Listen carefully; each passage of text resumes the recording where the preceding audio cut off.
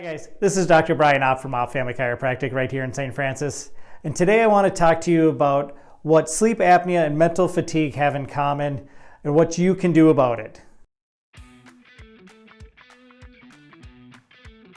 Do you know that 25 million people each year get diagnosed with sleep apnea? And it kind of makes sense if you don't sleep that you're going to get mental fatigue, right? So what also happens with sleep apnea? Well, you get an increased risk of diabetes, increased risk of heart disease, and you get premature aging. So often when you see this in a lot of people who work night shift, so if you're not sleeping, it's basically like you're working the night shift all year round. So what can you do? Well, there's a molecule in your brain that you can test for called N-acetyl-aspartate, otherwise known as NAA. It's needed for your brain's integrity. It's a great marker for that, and it helps you really determine how healthy your brain actually is. Low levels are seen in things such as MS, ALS, stroke, brain injuries, brain cancer, Alzheimer's, and epilepsy. So all those things that we associate with the brain are also associated with this NAA marker. So you can ask your doctor for that blood test to see what your levels are in your brain.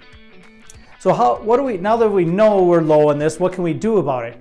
Well, some of the things that help raise it is creatine. Creatine is often thought of as being a muscle building supplement, but it's really an energy molecule. It's often the rate limiting step. So a lot of people are really low on creatine because their digestive system is not breaking down that protein and really getting all those nutrients from that, creatine being one of them. It's highest in meats that we would eat throughout the day. So getting extra creatine.